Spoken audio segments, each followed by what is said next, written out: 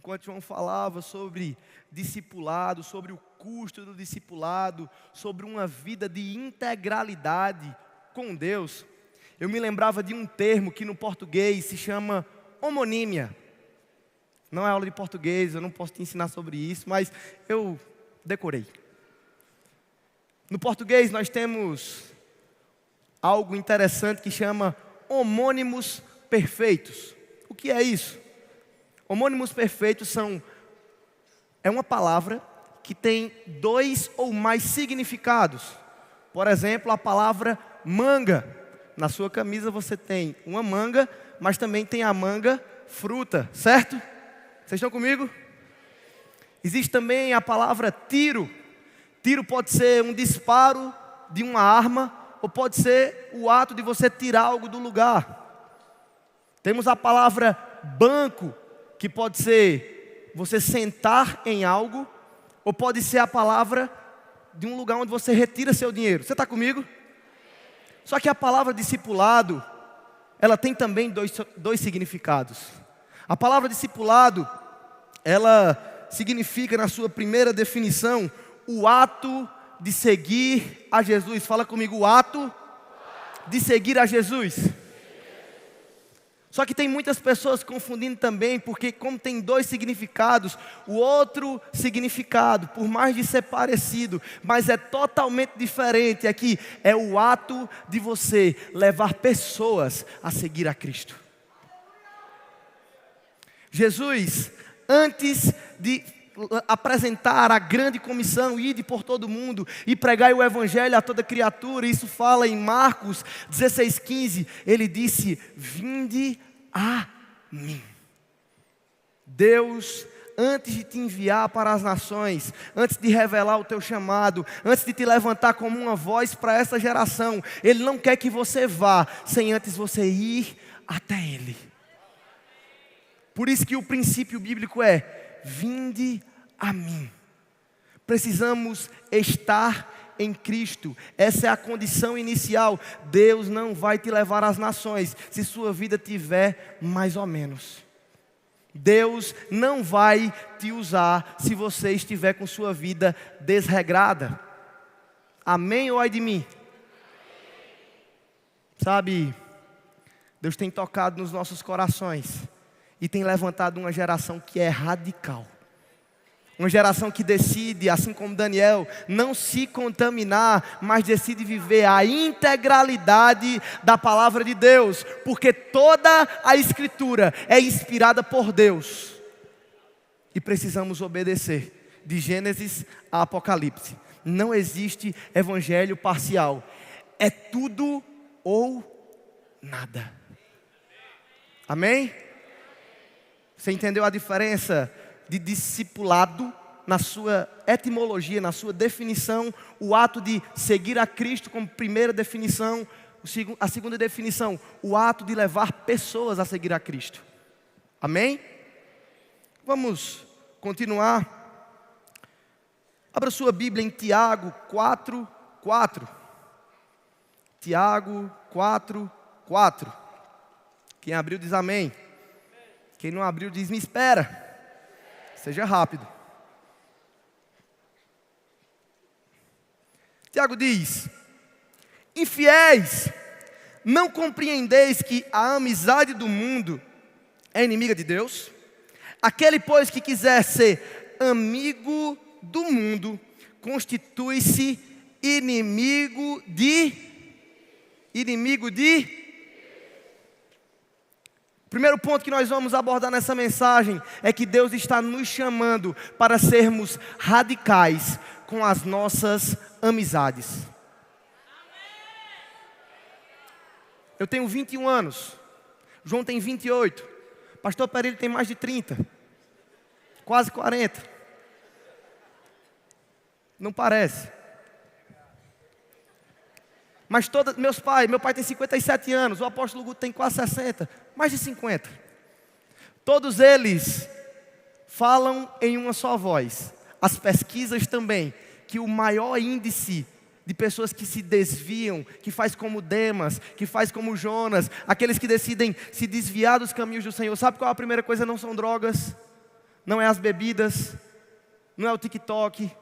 Tudo isso é importante você considerar na sua caminhada, mas são as influências.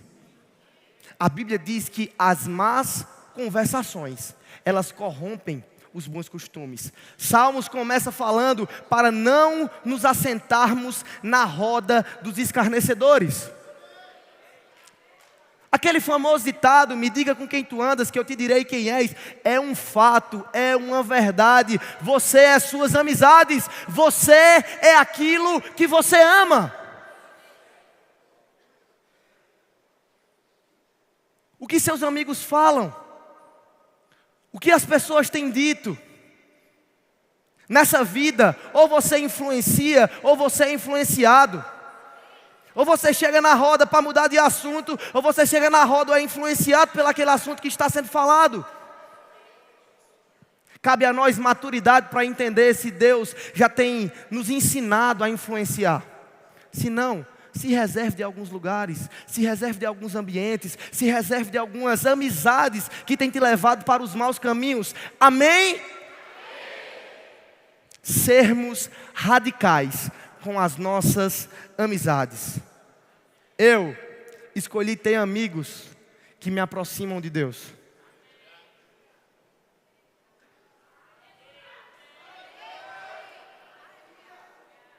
Amém? Abra sua Bíblia em Hebreus 10, 25.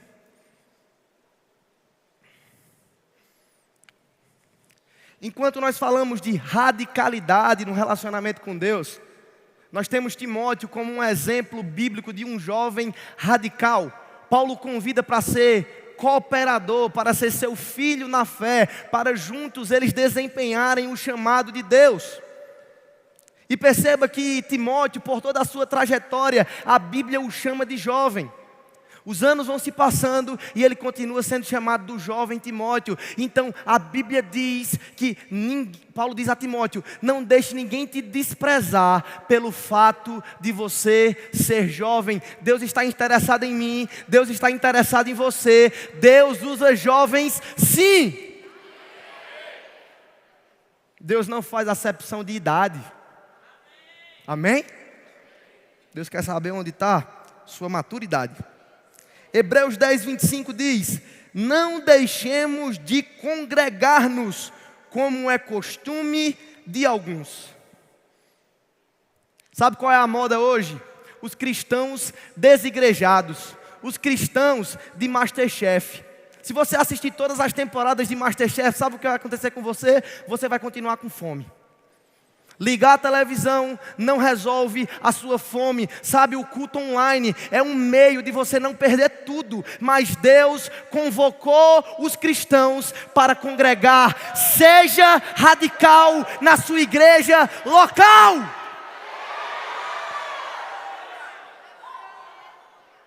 Sabe, quando Deus te chamar para algum lugar, Ele vai te conectar a lideranças. E essas lideranças, a primeira coisa que eles vão fazer é dizer: quem é teu pastor? Para ouvir de você, não pela sua boca, mas para ouvir por meio dos seus líderes. Quem não serve na igreja local, não me passa confiança.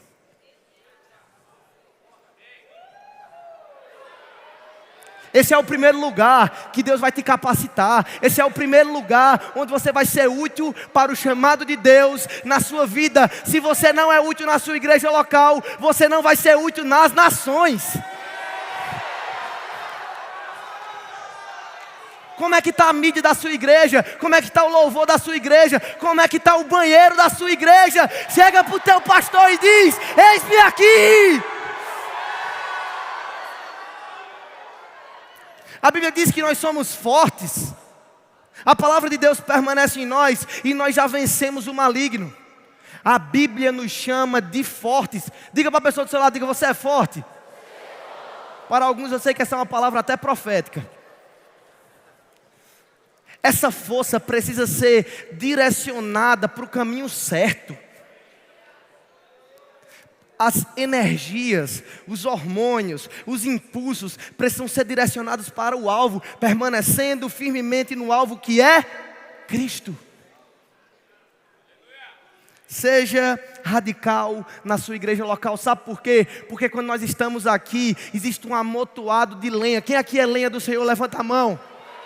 Você sente o fogo pegar? Você sente a presença de Deus? A Bíblia diz que você pode sentir da sua casa, mas se você ficar só na sua casa, você vai ser uma lenha isolada. Deus quer as lenhas todas juntas, uns estimulando aos outros a cumprir o chamado de Deus.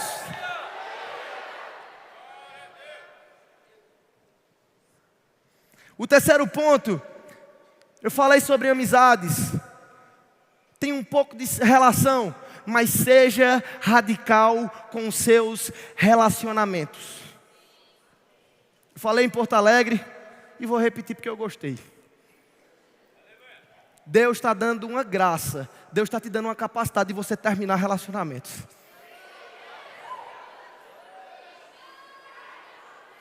Precisa unir dois fatores, a pessoa certa e o tempo certo. Tenha maturidade, adolescente não namora. Adolescente estuda e trabalha.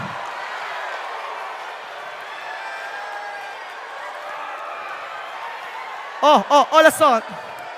Calma. Para os homens aí, tu chama a varoa linda para ir para o shopping. Aí vai pagar o pastel para ela. Aí tu liga para tua mamãe para ela fazer o Pix.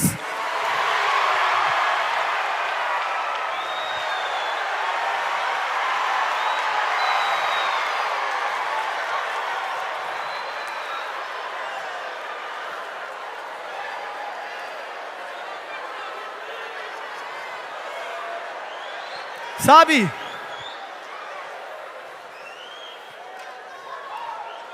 Agora é sério, eu sei que parece ser um pouco engraçado, mas todos os homens aqui levantem as mãos, todos os homens levantem as mãos.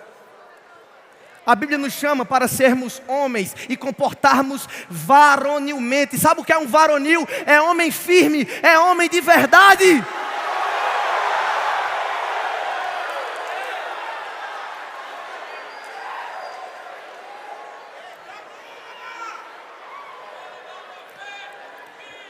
Enquanto você está sem maturidade para entrar num relacionamento, porque crente namora para casar.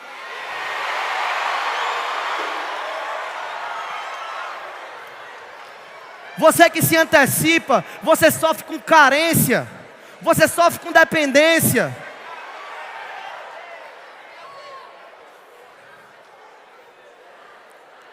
Amém ou não? Romanos 6:12 diz: não deixem que o pecado controlem vocês.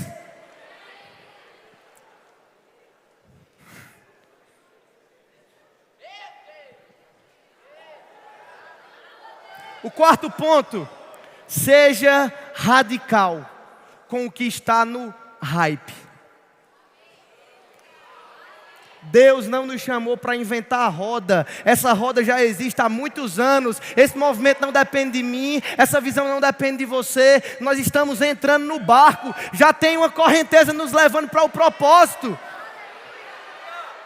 Sabe, eu gosto muito de ouvir ministrações, de me inspirar na palavra. Tem muitos homens e mulheres de Deus que eu tenho acompanhado, tenho sido inspirado. Mas sabe, eu não sou movido pelo que está na moda, porque o que permanece são os princípios da palavra. O TikTok sabe mais de você em 1 minuto do que você mesmo.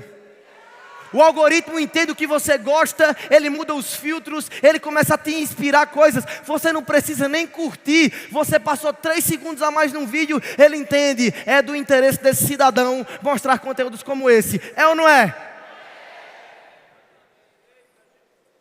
Enquanto isso, essa é a geração que não quer ter família, mas quer ter bebê reborn.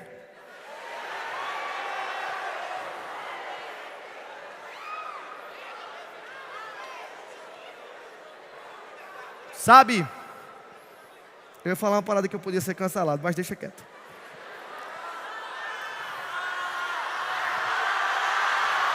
Não, pera ainda. Vocês estão pedindo para eu falar porque vai ser cancelado sou eu.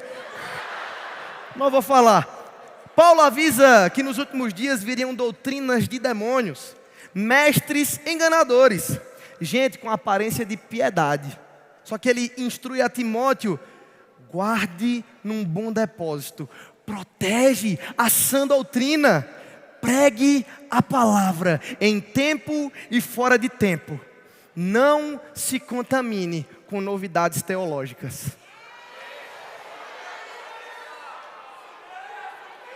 Sabe, esse evangelho barato, essa graça barata, como João falou, esse evangelho que Deus é uma cachoeira de graça e Ele aceita os meus pecados, Ele me aceita como eu sou, como eu me sinto, como eu quero, como eu penso, não é o evangelho de Cristo, é o seu evangelho. Se você quiser seguir a Cristo, negue.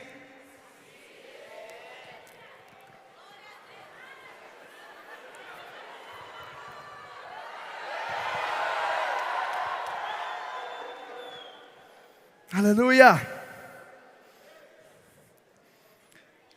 E o quinto ponto sobre a radicalidade que Deus espera de nós: seja radical com suas referências. Sabe, eu vou te dizer uma coisa.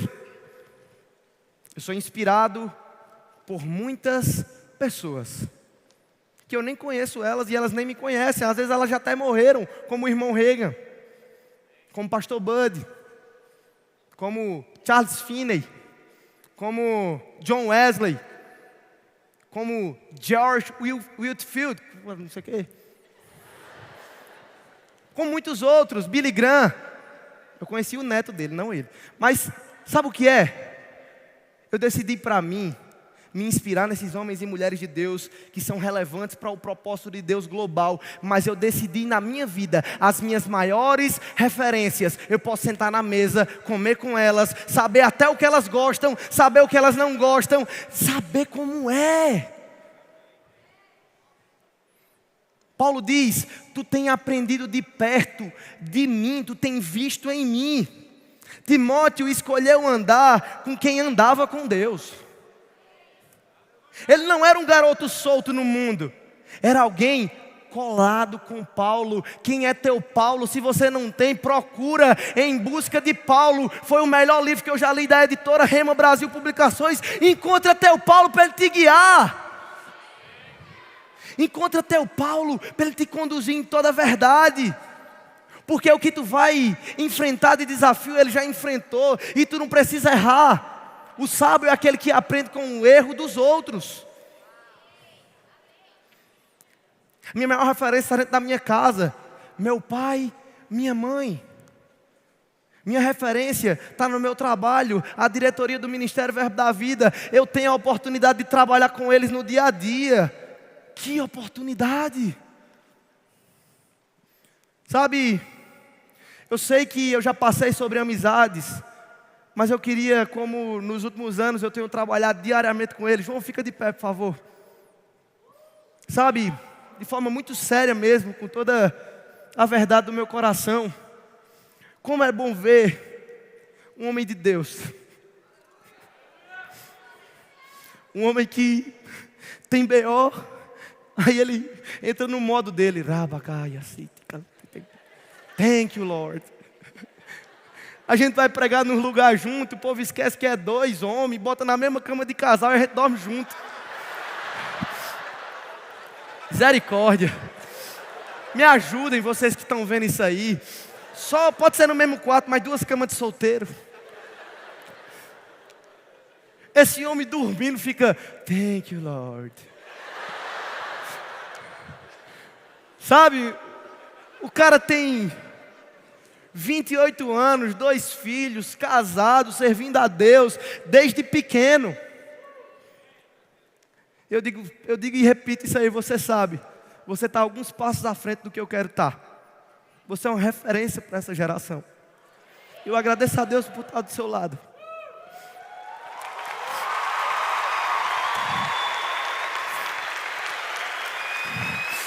Aleluia.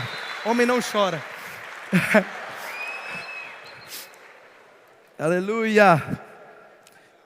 2 Timóteo 3,10 diz: tu, porém, tens seguido de perto o meu ensino, o meu procedimento, propósito, fé, longanimidade, amor e perseverança. Timóteo está vendo em Paulo, e Paulo está ensinando a Timóteo: escolha suas referências, se associe a seu líder de jovens ou de adolescentes, se associe a seu pastor. Eu tenho amigos que estão a uma ligação de distância, mas se eles estiverem ocupados, eles não vão poder me atender, mas eu posso ir na casa de muitos aqui e podem me ajudar. Amém? Em 1 Coríntios 11:1, Paulo diz: sede meus imitadores, como também eu sou imitador de Cristo. Preste bem atenção. O apóstolo Guto, ele tem uma frase que ele diz: existem pessoas que você pode seguir a doutrina, mas não pode seguir a vida. O que é isso? Essa pessoa ensina tudo na palavra, mas ela não vive.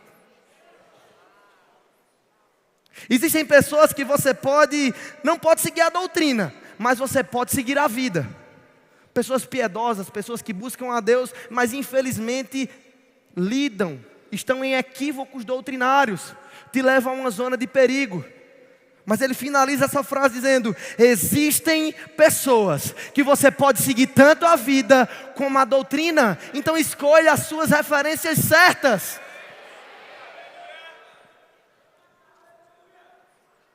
Escolha referências que você pode seguir tanto a vida como a doutrina, e você vai ter menos trabalho. É só você ouvir, considerar e viver. E para finalizar, ele disse: o que aprendeste, recebeste e ouviste, e viste em mim, isso fazei, e o Deus de paz será convosco. Olha só, eu fiz algumas pesquisas, e a respeito a todos desses que eu vou citar, eu sei que eles acabaram falecendo, acabaram se entregando demais, mas eu quero fazer um questionamento. A palavra que eu pergunto é: radicais pelo quê? Bob Stanley, alpinista americano, falou: ou o cume ou a morte, de qualquer forma eu venço. Disse ele, quando morreu tentando escalar o K2. O L sempre soube dos riscos. Cada salto era calculado, mas isso nunca era isento de perigo. Ainda assim, ele continuava. O L era um base jumper suíço, morto após a queda durante um salto em Zurique. E para finalizar, isso aconteceu alguns dias atrás.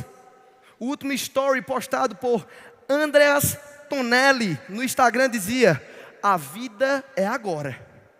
Se não for hoje, então quando? Bora! Minutos depois, ele caiu numa montanha dos Alpes. Isso aconteceu há alguns dias atrás. Essas pessoas amavam de tal forma o esporte, que em vida eles disseram: por essa causa eu me entrego, por essa causa eu morro. Eles se entregaram muito e acabaram falecendo praticando esses esportes. Vocês estão comigo?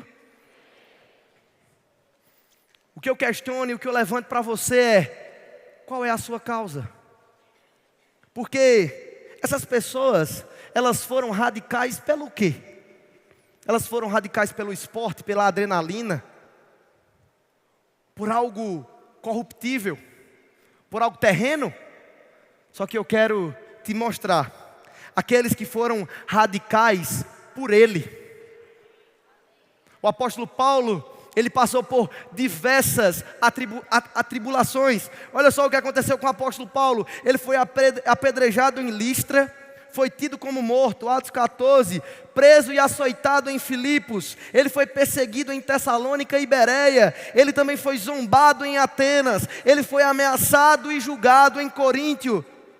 Trabalhos e perigos constantes, incluindo até naufrágios.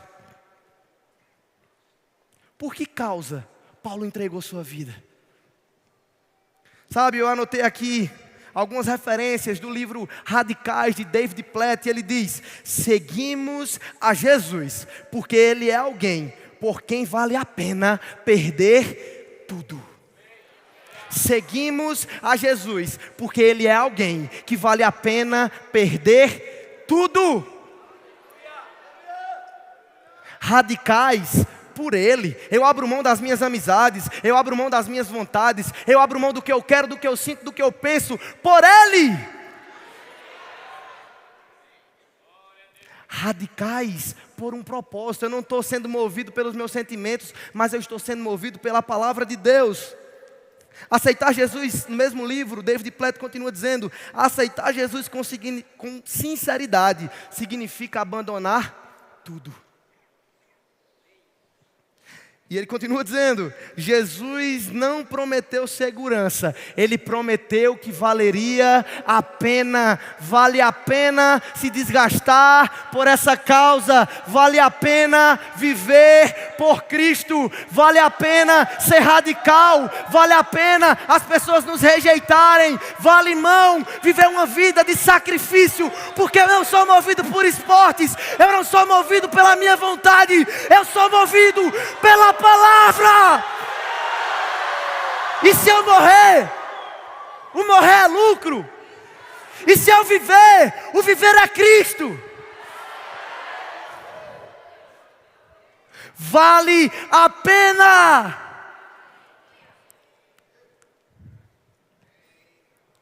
Vale a pena. Alguns anos atrás, eu preciso falar disso. Eu estava entrando no avião, indo para a cidade de Imperatriz, no Maranhão. Eu tinha meus 15 anos, faltavam alguns dias para eu fazer 16. Eu entrei no ônibus, fui para Imperatriz, porque o voo era mais barato de Marabá. Em vez de ser de Marabá, ser de Imperatriz. E eu vim sozinho para um JPM. E quando eu cheguei no aeroporto, eu estou empolgado por estar aqui. Eu esqueci que quem tem 15 anos não pode viajar sozinho. E os irmãos da Igreja Verbo da Vida Imperatriz receberam uma ligação por volta de 1 e pouco da manhã, que o filho do pastor Leonil estava sozinho no aeroporto porque não conseguiu embarcar. E ele não sabia se voltava, se esperava. E o pastor de lá conseguiu me ajudar, conseguindo uma autorização extrajudicial para eu viajar em terra e mar e céu. E eu cheguei aqui no JPN com uma plaquinha no meu peito dizendo menor desacompanhado. E eu fui com os velhinhos, tudo no avião. Rapaz, eu comi de graça, eu fui acompanhado, eu não carreguei mala, foi bom. Foi vergonhoso, mas foi bom. E eu me lembro que quando eu cheguei aqui, nesse negócio de apresentar as caravanas, eu disse: eu vou apresentar a caravana e vai ficar só eu de pé, que negócio vergonhoso. Negócio mais sem sentido, mas eu botei lá. E quando falou Marabá, eu fiquei de pé, aleluia, glória a Deus, olha eu aqui. Lá tem internet, lá tem comida, lá tem tudo, é muito longe, mas tem. A caravana de Marabá, fique em pé, por favor. Sabe, eles estão viajando faz uma semana para estar aqui. São 2.000 quilômetros, alguns dias de viagens, mas nós temos mais de 70 pessoas na caravana de Marabá. Vale a pena. Vale ou não vale? Vale a pena servir a Deus. Vale a pena servir a Cristo. Enquanto Paulo passava por tudo isso que eu citei, perseguições, apedrejamentos, fome, prisão, a lista é longa, ele fala contundentemente em Filipenses 3:7. Antes eu considerava essas coisas como valiosas. Que coisas? As coisas que o suor, as coisas que uma faculdade, as coisas que um título, as coisas que essa vida pode nos dar. Sabe, a Bíblia diz que tudo é lícito, mas em tudo nos convém. Deus nos preparou para termos duas vidas, a vida terrena e a vida celestial. Nós estamos aqui na terra de forma provisória, de forma temporária. E quando essa mentalidade celestial invade a nossa vida terrena, sabe o que é que acontece? Paulo diz, essas coisas que eram valiosas, ele era da alta cúpula da sociedade, ele era perseguidor do evangelho, e depois ele tem um encontro com Cristo e se torna proclamador. Olha só o que ele diz, mas agora, todas essas coisas eu as considero insignificantes por causa de Cristo. Sim, todas as outras coisas são insignificantes se comparada ao ganho inestimável de conhecer Cristo Jesus, meu Senhor. Por causa dele eu deixei de lado todas as coisas e a considero menos que lixo, a fim de ganhar a Cristo. A fim de ganhar a Cristo. Será que você está disposto mesmo a ser um discípulo? Levantar o tênis é massa, correr é massa, vir para o JPN é massa, mas eu estou querendo saber, é segunda-feira, quando teus amigos voltarem a te questionar, quando as influências erradas voltarem a te questionar, quando aplicativos errados te levarem para lugares errados. Porque a Bíblia diz, se te faz pecar, arranca. Esse evangelho integral exige de nós atitudes, exige de nós comportamentos práticos.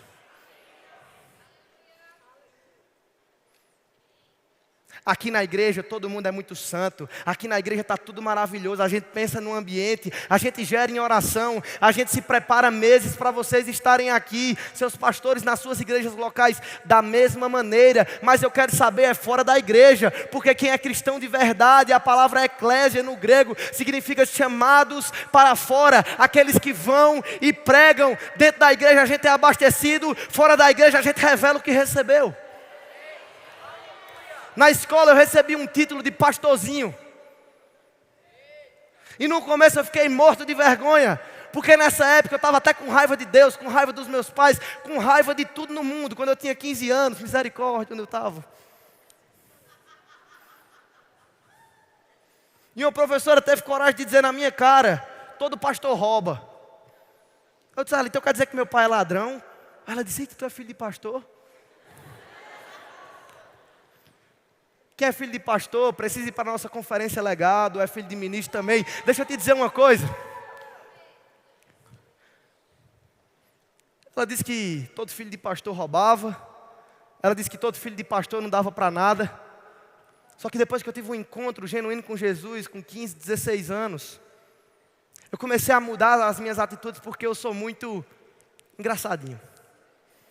Eu sentava no final da sala, eu não entregava atividade, eu sabia apresentar sem nem estudar, então eu pegava lá as coisas e a célula tronco que está associada ao corpo do não sei o quê, eu colava na escola, eu estava sendo influenciado pelas amizades erradas, eu decidi ir para uma escola que várias vezes teve que interditar a aula porque foi encontrado entorpecente. Eu me lembro do meu último ano do ensino médio, eu segurar o bebê da minha colega no colo para ela terminar a prova que ela ficou de recuperação. E nesse ambiente, eu não sei porquê, meus pais sempre tentaram me dar a melhor educação para mim, mas eu fui inspirado por Deus sem nem entender, porque eu tinha passado no IFPA. E eu, como demorou para me chamar, eu acabei indo para a escola pública, e eu fiquei na escola pública, e quando saiu o resultado que eu fui aprovado quase em último, não foi top não, foi quase em último assim. Minha mãe disse assim, vai para o IFPA, é melhor, estudo, tal, vestibular, faculdade, sei o que lá. Eu disse, mãe, Deus quer que eu fique aqui. Porque nessa escola, enquanto os professores falavam que Deus era uma negação, surgiu dentro de mim uma causa de dizer, eu vou defender a minha fé, como diz em 1 Pedro. E tinha debates na escola, que eu me levantava sozinho, sofria bullying. Eu não ligo para essas coisas não, isso aí está no passado, mas sabe, eu não estou querendo me levantar como o cara que revolucionou não. Mas a gente começou a fazer culto nas escolas. A gente começou a conectar as pessoas que eram crentes e estavam com vergonha. Elas começaram a dizer, eu também sou crente, viu? Eu também sou filho de pastor, viu? Eu quero servir a Deus também, viu?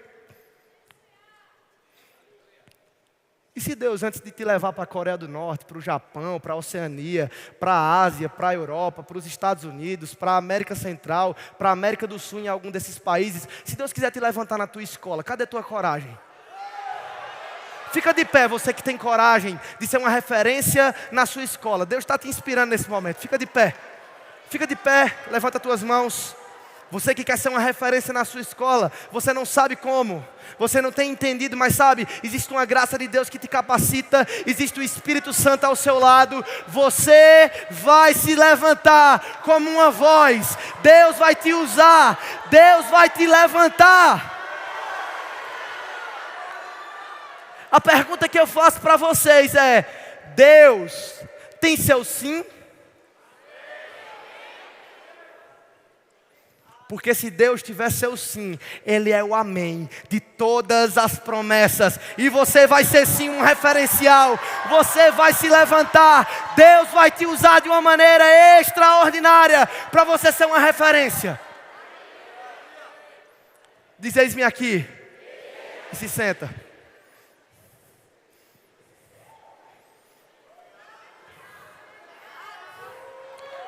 Ser radical é ser como o apóstolo Bud falou, por meio da biografia do pastor Perilo.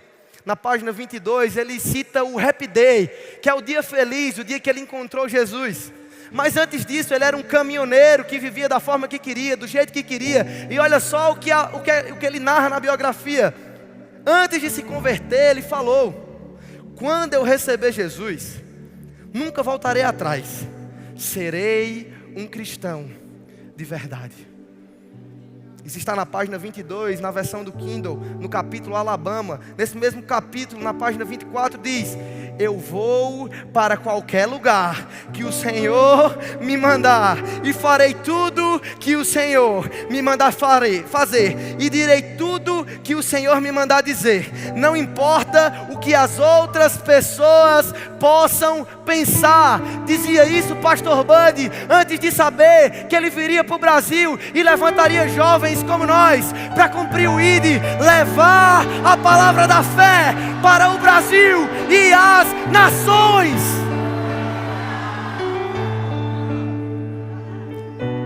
Sendo de verdade, você entregando sua vida de fato, Deus faz, não é que Ele pode fazer não, Deus faz coisas extraordinárias.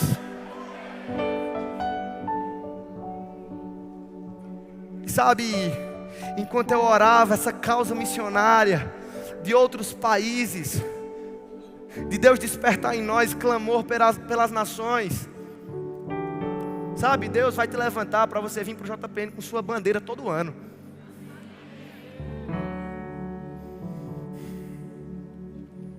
Só que, como eu falei,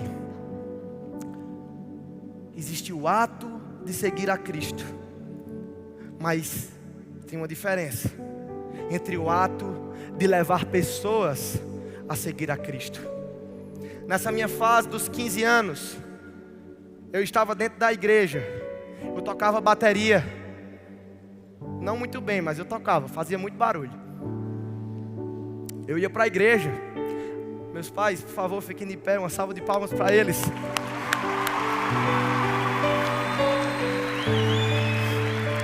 Sabe, rapidinho, a gente morou na igreja por um tempo. A gente tinha que limpar a igreja todinha para ter culto. Aí a gente botava os colchões infláveis no chão, aí dormia. Aí no outro dia tinha culto, tinha que tirar tudo e não dizer para o povo que a gente morava na igreja. Eu com 12 anos dizer isso. Lídia com menos ainda, Jonatas com menos ainda, e os doidos que foram com a gente também para Marabá nessa mesma vibe. A gente ia... Deixa quieto, depois eu falo essas coisas, mas deixa eu dizer uma coisa para você. Eu estava seguindo o Deus dos meus pais, mas eu não estava seguindo o Deus que quer se revelar para mim. Eu estava seguindo porque eu não tinha nem escolha. Imagina só trocar o cuscuz que eu tanto amo pelo açaí. Eu não tinha escolha, eles me botaram dentro do carro, arrumaram a mala. A gente está indo para uma cidade bem massa. Vamos de férias, vai ser massa, top, curtir, tem um monte de coisa massa lá. Só que eles não avisaram que era por 8 anos que ia para lá e eles estão lá ainda. Eu vim para Campina, faz 2 anos e meio.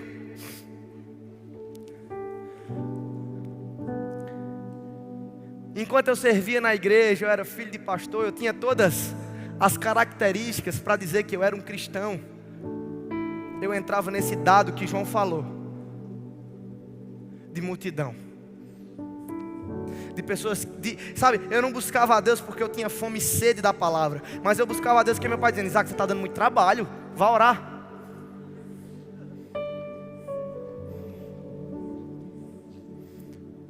Mas eu não sei porquê, eu não sei qual foi a causa, eu não sei se é um testemunho parecido com o meu, eu não sei o que está rolando na sua vida, mas sabe, esse evangelho de verdade exige de nós não ficar em cima do muro, ou é ou não é. Jesus disse: ou você junta ou você espalha, ou você está comigo ou você é contra mim.